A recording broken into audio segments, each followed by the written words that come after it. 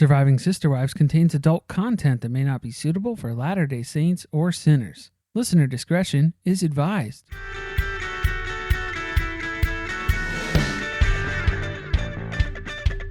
Hello and welcome to Surviving Sister Wives, the podcast where a monogamous couple drink heavily while recapping Sister Wives on TLC. I'm Corey. And I'm Carly. And this is Season 5, Episode 7, Polygamist Pilgrimage into the Past. It was Polygamist Pilgrimage into the Past? That's what I wrote. I just had Pilgrimage into the Past. I don't know. Did you add that? Maybe. I don't know. We did an episode title rewrite, too. Let's look this up in real time. Nope, it's called Polygamist Pilgrimage into the Past. No way! It's quite a mouthful. Did the Discovery Plus app shorten it? They have like a character limit on it. They couldn't pay to add polygamist into the title again. Yeah, on the Discovery Plus app, it just says Pilgrimage into the Past. Huh, they cut that out there. Trimming it down. All right, well. I was just going to say it was like Anastasia, Journey to the Past. One step at a time, one foot then another.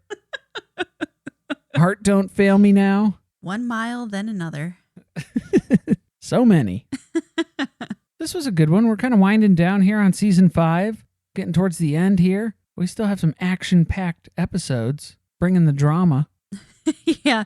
Well, there's never a dull moment when the Browns go on a road trip. And even though it's not their vehicles, you can expect some problems along the way. And boy, did they deliver. What are we watching this episode? Well, the TLC description for this one is as follows. The wives plan a pilgrimage cross-country to Nauvoo, Illinois, the birthplace of American polygamy. But the 3-day road trip turns into much more than they bargained for, as tempers start to flare and relationships get tested. I know it was only 3 days and that this episode was only an hour long, but I felt like it was an eternity to get through to watch it. Okay, this is false advertising too, because this is not just a 3-day trip. Just the way there is 3 days. I'm sorry, it's 4 days. According to the itinerary. Yes. The plan was 3 days, but we did not stick to the plan. I like that they threw some curveballs at us. We didn't have any flat tires, but we did have a windstorm. Yeah, get ready for those windstorms. The Great Plains, they're fighting back. And since we already had a rewrite on the episode name itself, let's go ahead and hear the episode rewrite for the description. All right. The family makes a pilgrimage at the same pace as their ancestors. Mary refuses to surrender the RV captain's chair. Mark Twain trolls the wives, and Cody puts his foot in his mouth. What else is new? Yeah, I think Mary was not looking to give up that captain's chair. She probably had a nice armrest situation. I think she got really attached to it very quick. No, it's the best chair in the whole place, I'm sure. Best seat. And can I just say, too, every time they say Nauvoo, my Star Wars brain always thinks of the planet Naboo, where Padme Amidala is from. Okay. I'm going to pretend that I understood the reference. Naboo. So if I call it Naboo, I apologize in advance. I don't mean any offense. Sorry, Nauvoo, Illinois residents. It sounds like a fictional place, doesn't it? It's made up Star Wars place. Naboo. It's a beautiful planet.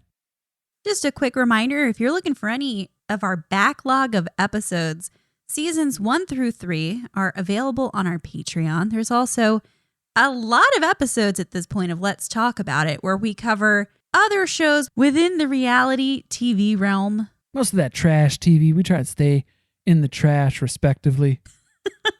Our most recent episode was covering Smothered, just to give you an idea of the quality of the content. So it's right up in there. So yeah, go ahead and visit us at patreon.com/survivingpod and check it out. Let's jump in here because there's a lot to recap. For some reason, we start off the episode and they just throw in a little something that has no connection to the rest of the episode. Because Christine is making her mock tapioca pudding. Logan is getting a spoonful of it in there. He's testing it because he's the birthday boy. And we all know how popular the mock tapioca pudding is in this household. Comes highly requested by the children. They demand it from Christine every birthday, holiday, anytime they can get her to make it. And then suddenly, we're at Janelle's house. What happened?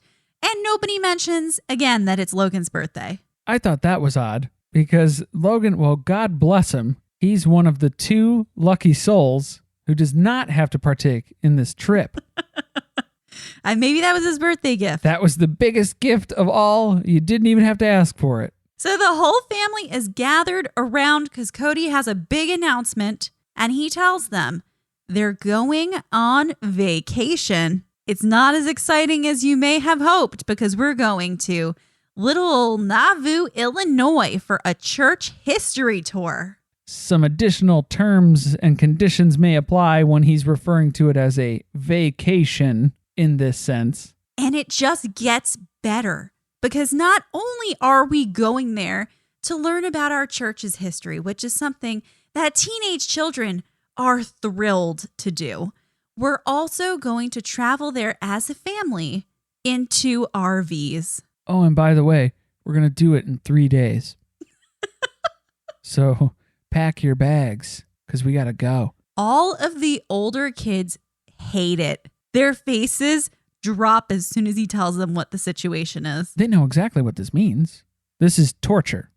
This is death by torture. Aspen even asks if the teenagers can stay behind and just go to California instead. Which, why not? I'm sure Mariah would still go on the church trip. Yeah, we really didn't get too much input from Mariah on the trip. A few insert shots here and there of when things weren't going so well and she was complaining, but I mean, that's her baseline. Didn't really have much reaction, I guess, when they got there. But yeah, the little kids are super excited because they don't know what's in store for them. No. This sounds like an adventure. This sounds like something new. Dad's making it sound fun, so maybe it will be. I'm getting excited about and invested in this. I don't have to pack my room again in 24 hours. Sounds like a good old trip to me. Much more relaxing than the last time we hit the road with such little notice. But remember, this is not just a little old vacation. This is a pilgrimage for the Brown family.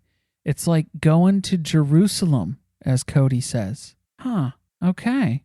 I did just pause there when he said that. I didn't really know what else to think about it, if it was appropriate to make a joke about it. But we're going to the birthplace of American polygamy, and it is a very big deal to the Brown family. We did try to get some Joseph Smith backstory from Cody here briefly, but he kind of talks about it like he doesn't fully understand it himself. So I didn't get too much out of it. But here's what I do know. Joseph Smith is a big deal in Nauvoo. Big deal. Yeah, we really didn't take a ton of notes when they got in the in-depth knowledge about the church, which I think was in fact the entire point of the trip. But, you know, we concentrated on the more interesting stuff. There were some general vagaries that were happening, though. And yeah, basically the only thing that I got from it was that Joseph Smith's backstory is important to Cody because that's the basis of his belief system. It's important to Cody, so it has to be important to everybody. But he still doesn't fully understand it. He can't explain it. That's why we're going on the trip. We have a lot to learn. So all of the adults and baby Saul. Yeah, remember, Saul is the 6th parent at this point. He's their financial broker, their banker, their construction consultant, and now he's family travel agent. He wears many hats. He does. And they all slide right off his bald little baby head. We know he never misses a family meeting, so he is here where they're all gathered around the table. Mary is mapping out the challenge in front of them. The goal is to get from Las Vegas to Nauvoo. Let's set the baseline there. This is a 1,600-mile trip. And we know it took them 7 hours to go 20 miles on one of their journeys from Utah to Vegas. So maybe we should call Joe Darger and have him map this out for us. Mary has been the one who's been in charge of the planning. And according to her itinerary, it is going to take 3 days to get there and 3 days to get back. And the way she broke it down, she was being realistic at one point. She said it's like 4 days of driving for like a regular trip, 1,600 miles. So what would that mean in Brown family travel time? What does that equate to? Because now she's shooting for 3 days when she admits that, hey, on a regular trip, this would probably be 4 days. Now we're trying to cut some corners on the timing here? I don't think so. Wait, does she mean the entire thing would be 4 days? Like 2 days there, 2 days back. But she's allotted a whole nother day on each end. Oh, that I'm not sure. Yeah, I don't know if she was going one direction or not. I would assume 4 days there. But I don't know. Because, yeah, that's like 800 miles a day for 2 days to get there. And then what would you do? You'd just turn around and come back. No, I just mean the amount of travel time would be 2 days for an average person, a non-Brown family person. I guess it depends on the weather. Depends on how the winds are. If you got to reel your sails in. Yeah, they had some drag going on. So Swing it to starboard. I don't think she was aware that she needed to allot some extra time for the drag. Mary knows where port is. And that's about it. Now, for some reason, Janelle hears this and she thinks it's going to be a relaxing vacation. In fact, she is looking forward to it. She's just going to switch off, unplug, and get out there and enjoy this vacation, which just proves she has no idea what she's in store for on this trip. You are clearly wildly misinformed about what this trip is. The other wives, not looking so excited. It's to the point that Cody's getting a little pissed because at some point in the past, they agreed on this trip. Everyone said they wanted to go here. They thought this was a good idea. And now things seem to have changed. And he questions, did you think this was like never going to happen or something? Yeah, like 90% of the people in your family, when you say stuff, it's going to happen. I don't know and don't think it will. So I kind of think what happened was they submitted ideas for a family trip to the producers in advance before this season. This was one of the things on the list. And they said, it's a go. We're going to get 2 RVs. We're going to follow you out there. We're going to do it. And suddenly this was birthed into the world when the wives did, in fact, think it was something that may never actually happen. I would buy that. Yeah, that it was from a list that was plucked by a producer because then they were like, how many cars can be involved?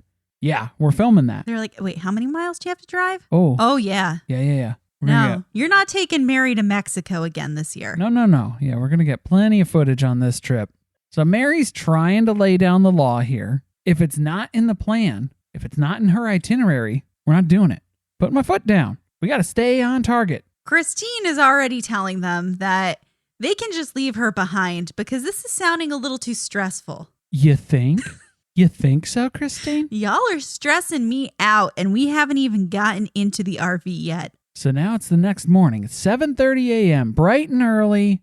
Mary is trying to get ready to leave. She's cleaning her house and packing up one of these RVs. So they have 21 people and they're splitting them across 2 RVs. The lucky winners this trip are Logan and Hunter, who are not going to be participating because Logan has some stuff to do and Hunter's going to football camp. Count your lucky stars, boys. Yeah, you did it. You just won this episode. I'm sure they're gutted that they didn't get to go. Man, send me a postcard. And if you're wondering why we have 21 people, that is because Robin cannot be without her sister Tara. AKA her live-in nanny. No, I think this is one of her other sisters, isn't it? I don't know. I think they've all been the nanny at some point. But she's coming along for the ride because Saul can't drive this thing himself. He can put together a mean itinerary, though. He has reviewed Mary's documents. He has approved them for clearance, and they're going to depart here momentarily. So how are all these people fitting in this place? Basically, they're going to ride in the RVs during the day. And then Robin and Christine have decided they're going to stay in hotels overnight. They're not going to rough it in the RV at a campsite. Mary and Janelle, on the other hand, we get a glimpse into Janelle's future, the present day. Janelle. Who knew? Living that RV life. Janelle actually thought she was going to have to fight someone in order to be able to stay in the RV overnight. She is so pumped about this. It's something she has always wanted to do, and she's finally getting to do it. Oh, and she's still doing it. She's all in on the RV life.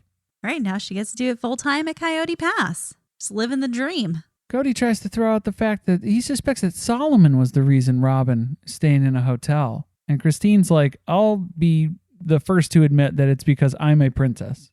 I'm Mormon royalty and I'm going to stay in a hotel. I have no baby excuse. That's where I'm going. I'm not staying in an RV park. And Mary's just so accommodating. She's so easy either way. She ended up in an RV because, yeah, that's what it worked out to be. If that's what's easiest, that's what Mary's doing. So she ribs Christine and Robin a little bit about using the babies as an excuse to stay in the hotel, even though Christine hasn't necessarily denied that. But my jaw hit the floor when Cody let this fly out of his mouth. He says to Mary, well, maybe you should have a baby so that you could stay in a hotel too. But until then, you're stuck in the RV. Well, yikes. Yeah. I don't think Mary minded staying in the RV. She didn't. She wasn't trying to get into a hotel. She had no complaints about the RV. Why? But it's a baby topic, so we've got to make a little jab at Mary about how she could have a baby. That's not traumatic to a person who's dealt with issues of infertility for decades of their life. And still is undetermined, indefinitely undetermined, about whether she's going to pursue any sort of in vitro fertilization or surrogacy. So we're off to a good start. Yeah, let's hit the road.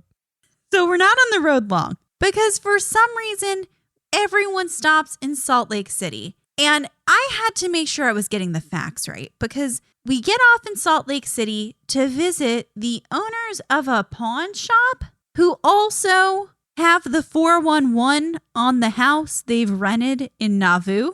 Not even the 411. They own that house Right. in Nauvoo. Right. I'm like, what is this, the worst Airbnb check-in ever? You have to drive to Salt Lake City to pick up your keys?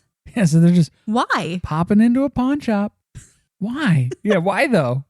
So we meet Chris, the owner of the pawn shop and the house that they're going to be staying in. And then he starts showing them some collectible Mormon artifacts, Some Brigham Young memorabilia. which, I mean, given the history of Mormon artifacts, I don't know. Are they authentic? Because he claims that this, was it a photograph or something, a drawing, I don't know, of Brigham Young is supposedly worth $6,000. Photograph with the letter. Oh, it had a letter There with was a it. letter. That usually increases the value of something, according to Antiques Roadshow. From most of my research on Antiques Roadshow, I can confirm that that is true. This spurs an entire conversation on the couch about Brigham Young. The wives are attempting to make a joke about how Cody resembles him, which is supposed to be a little bit of an insult because he's an old man from hundreds of years ago. He's stout. And they're teasing about how they never found Brigham Young attractive. Well, Well, not all the wives, yeah, because then there is a level of dedication here from Robin where she chimes in that she is sexually attracted to Brigham Young because there has been mention that Cody slightly resembles him. That's commitment. That's going above and beyond. it's like, in case you didn't think before that Robin says things just to get on Cody's good side. Here's an example of her trying to win some points with him. Because nobody thinks Brigham Young's an attractive man.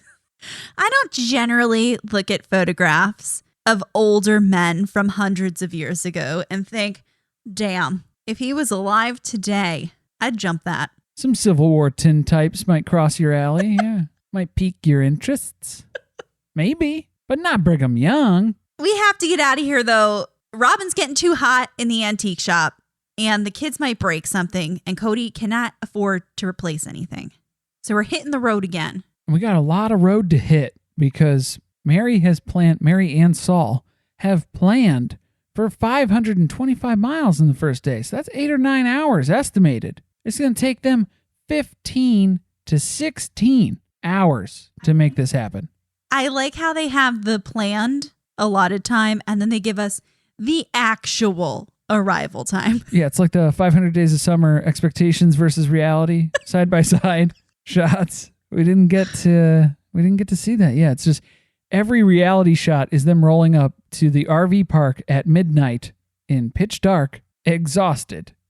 All of the other professional RVers are like giving them dirty looks for rolling in so late, waking them up. They've been asleep for hours. Yeah, they would be so loud and inconsiderate rolling into the RV park. We're finding out some of the reasons why it takes them so long to go someplace. Like, for example, they stop for a bathroom break. It doesn't take 15 minutes. It takes like an hour. Okay, Midwest guy, and that broke me. That destroyed me. If you're taking an hour for potty breaks at a rest stop, No, this thing's like the Megabus. It's like, I'm going to start rolling. I'm going to pop the brakes. So you better get a running start. In 5 minutes, this vehicle will be rolling towards the exit ramp. So pinch it quick. Use the crapper on board. Well, Cody's getting there. He's frustrated at the pace that they are already setting. And even though it's late already, it's 11 p.m., he calls a meeting with all of the adults. And Saul. Actually, I don't know if Saul was present for this one. I It was don't know. late. It was pretty late. I think it was past Saul's bedtime. He had to drive in the morning. Yeah, he was zonked out. He was on the first rotation for the next morning. Mary wants them to stick with the schedule that she worked so hard to create. And if they do that, they won't be showing up places at 10 o'clock or 11 o'clock at night again. And then they're all realizing, okay, well, yeah, we can have the same meeting tomorrow when we don't hit the deadline again. So we'll circle back then, I guess. 11 p.m. Put it in your phone. A lot of positive thoughts. Everyone's really manifesting it. So Cody's already sick of cranky Christine, and she is completely checked out from this discussion. Yeah, I would be too. I don't want to sit in a car all day for hours, get somewhere way late at night. I've been in the car with children all day long, taking them into public restrooms. No, thank you. So we're waking up at the RV park. It's day 2. Mary is hoping for this schedule to hold steady today, but I get the feeling it's going to be a shit show. The plan is to drive through all of Colorado and make it to Kansas by the evening. Just another casual 440 miles slated for today. We can do it, hopefully before midnight. Unfortunately, this is the only insight we get from any of the children on the trip. We hear from the older girls, and they're not into the whole camper situation because it's a little different. It's nice to be in a house with everyone where you can go to your own separate rooms, close the door. It's a little too close for comfort in this RV. It's a little cramped. Not going to lie. All these kids are piled in together because, yeah, they got 21 people over 2 RVs. So that's at least minimum 10 people per RV. That's too much. That's too many. Yeah. Then we skip the entire day of this trip because we have so much content that we don't need to see the rest of this. And suddenly we're in Kansas. And Cody is trying to explain again how important it is for him to rotate among his wives and spend time with each of them each day. And you guessed it, they are late in Kansas again. They just can't hit those deadlines for whatever reason. So he's super stressed now because he's trying to make the rotations between the 2 RVs, I guess the 2 hotel rooms. And Robin expresses her hatred of the word rotate. Oh, and we know she's absolutely against anybody else getting time. So that fits the narrative here. Yeah, she would hate rotation in general. Now suddenly it's day 3. This was supposed to be the final day. They were supposed to be approaching Nauvoo at nightfall. And instead, they have another 475 miles just to get to Missouri. So we're running a little behind schedule, as you would expect. Even Robin is starting to doubt that they're actually going to make it to Nauvoo in 3 days. Robin's like doing the math in her head here. She's trying to tell time on an analog clock. She's pulling up maps and Solomon's crayons. And she's like, we've only gone 3 inches. It's not the scale. So they've got more problems. Cody knows they're not going to make it. They're not going to get there on the schedule. So he's starting to blame all kinds of things. Oh, I liked some of the things he was blaming. I want to dig deep in some of the stuff he was calling out. Because Cody explains that fatigue is a big factor. But you know what else is? It's all that Kansas wind. It's really been slowing them down. Who would have thought that it was really windy in the plains of the Midwest? Nice flat prairie land right in the middle of Tornado Alley. Boy, it's windy. They're lucky they didn't get sucked up into a funnel. Man, it's windy. So they haven't been going to bed earlier than midnight each night. And that means that Cody has only had 4 hours of sleep. He's not functioning well. And that is clearly evident when the RV is swerving off the road. And we have actual footage of that. But then Cody, again, has to blame the wind. The wind pulled me adrift. Yeah, he has to pull all of the RVs over to the side of the road because he says the wind's blowing them all over. The awning on the outside of the RVs is about to take them up like a kite. The decorative awning We can't batten them down anymore. And then for some reason, he picks a fight with Mary, which makes no sense. Basically, he boards her RV and he says, "Are you okay to keep driving? It's time to switch." And she says, "No, I can keep going. I'm good." Cody didn't want to hear that. He then tells her that he pulled over not because they were about to sail the rest of the way to Nauvoo, but because he was falling asleep while driving. But he's ready for his turn to drive this RV. See, this was odd to me. Cody needs a nap. That's the basis of this conversation. Cody needs a nap. I get it. That's fine. But why are you asking permission to come aboard Mary's vessel and then trying to commandeer her vehicle when you're not in any shape to be driving right now? The only thing I could think of was Robin was in the co-captain's chair. And you know that she talks the whole time and keeps you awake. There's no nodding off in Robin's RV. Yeah, it was getting too quiet up there with Janelle in the other one probably. Because Christine will at least give him a hard time, keep him awake there. But he was nodding off. Yeah, so basically he's, from what I gathered from this conversation, he's coming over to Mary's RV to tell her to stop driving, even though she feels fine and wants to continue driving. But he needs a nap, so it's time to stop. Then he storms out of the RV before shortly storming back onto it. It's time to go. Time to go. And I bet you money Robin didn't drive at all this whole trip.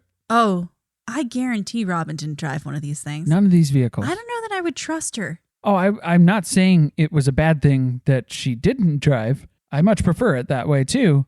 But I could pretty much bet you money she didn't drive at all. Well, yeah, because then also why did Cody come onto their RV when Robin and Mary could have just switched? Yeah, if you're going to switch drivers, there was something about he was trying to work a rotation. Again, he can't say rotation around Robin, so then he's trying to explain this to Mary. It's very difficult. She cannot leave Solomon somewhere else in the RV with his nanny in order to drive.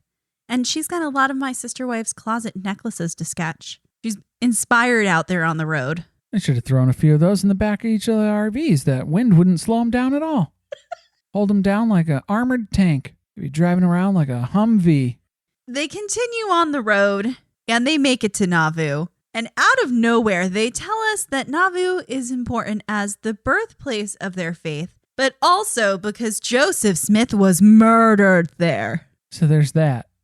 It's got good stuff. So now we have a true crime twist. Very interesting. But first, Mary has found some kind of side of the road attraction. She made sure to pencil this into her very tightly timed itinerary. It is some man's yard where there are trucks hanging from the sky. I'm sorry, his name is Ron Lessman.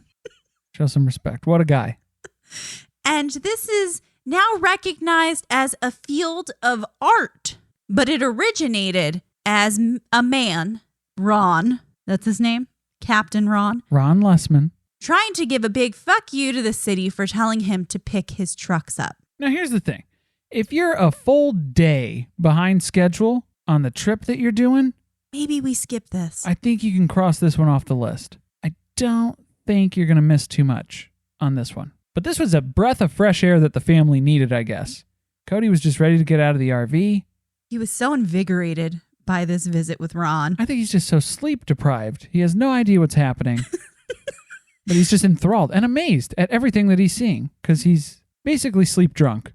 Christine hates it. Christine hates Ron. Christine is ready to get back on the RV. That's how few stars she would give to this side of the road attraction. Well, when you go see the guy and he's wearing a shirt that says, "You say psycho like it's a bad thing," that's not the roadside attraction you want to be at for too long.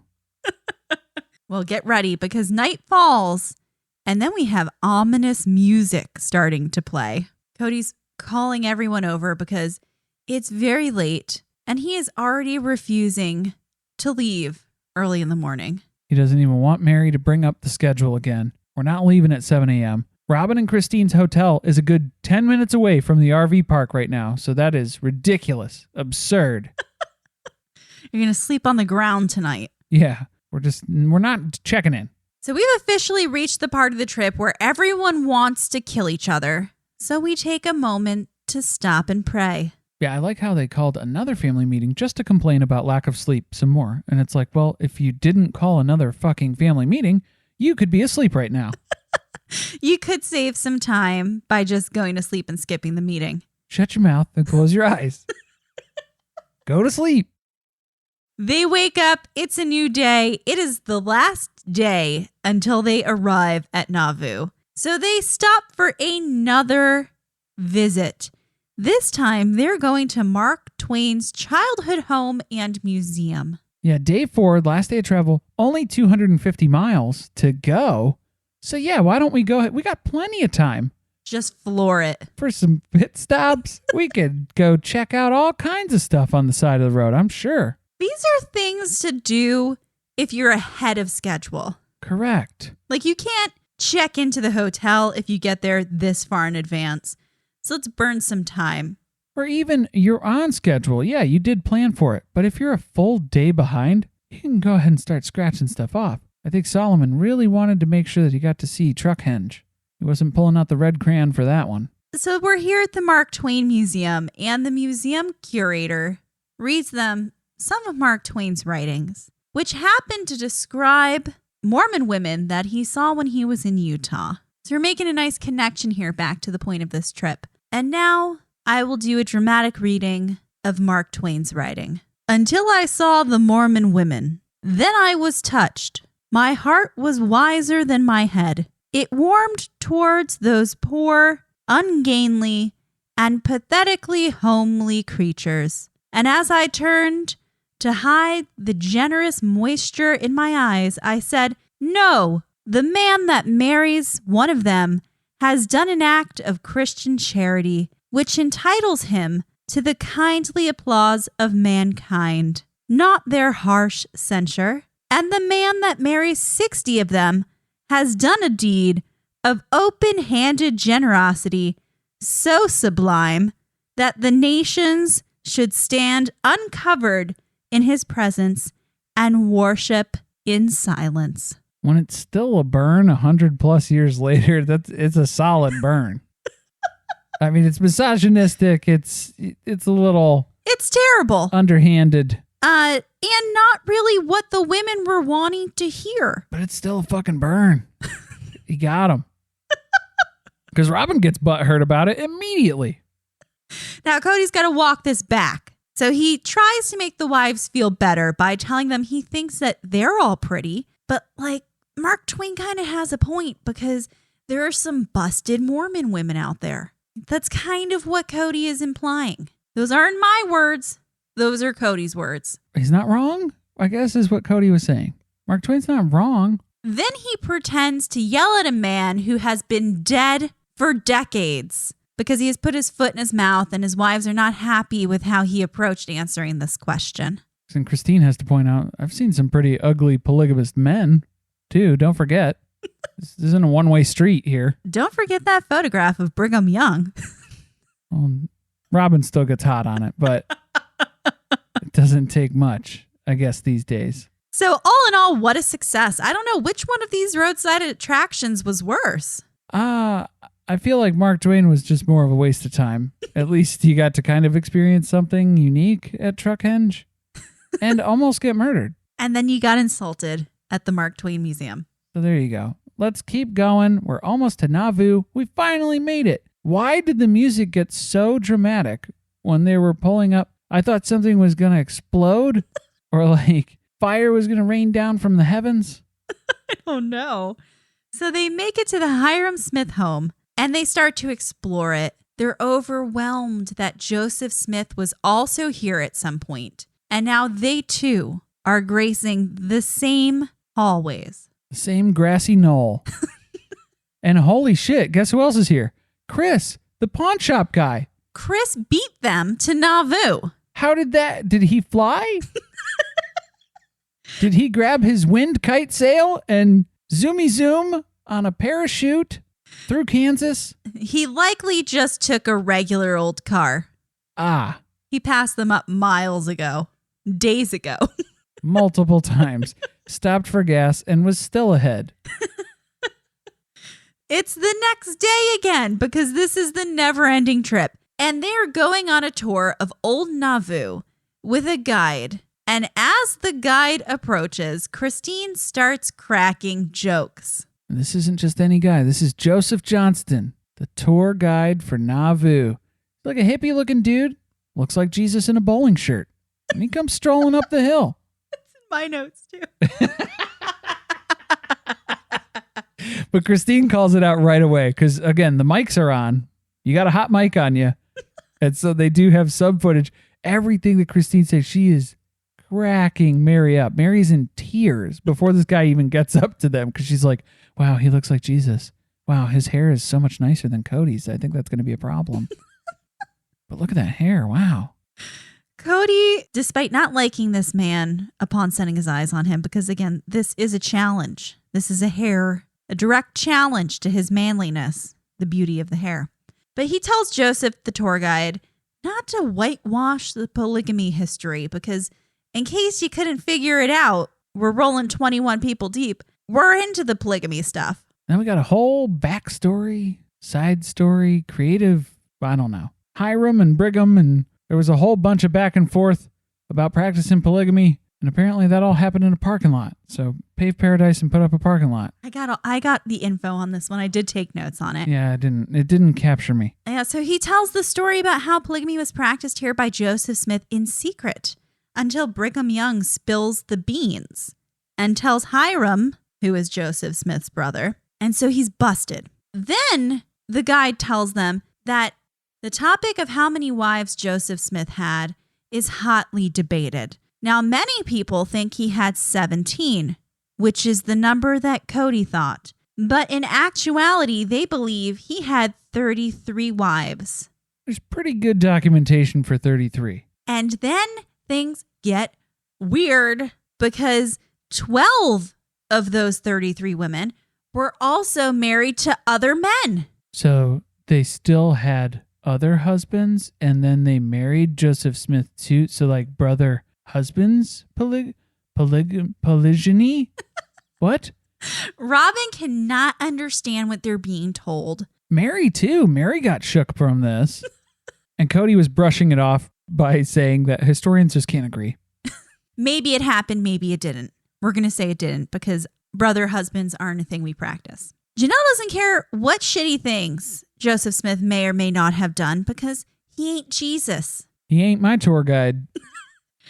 Next, they go to the spot where Joseph Smith was murdered. It's a big deal for Mormon history. And this is when they suddenly start throwing more info at us that we have ancestors tied into this family who were here to witness this event.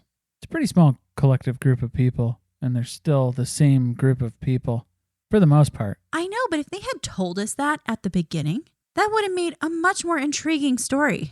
So what happened was basically the newspaper had been printing that Joseph Smith was a polygamist. So he and the city council decided to burn down where the press operated. And that was where Mary's great-grandfather was a witness. He witnessed the mob. Witnessed that shit burn to the ground. And that doesn't go over very well.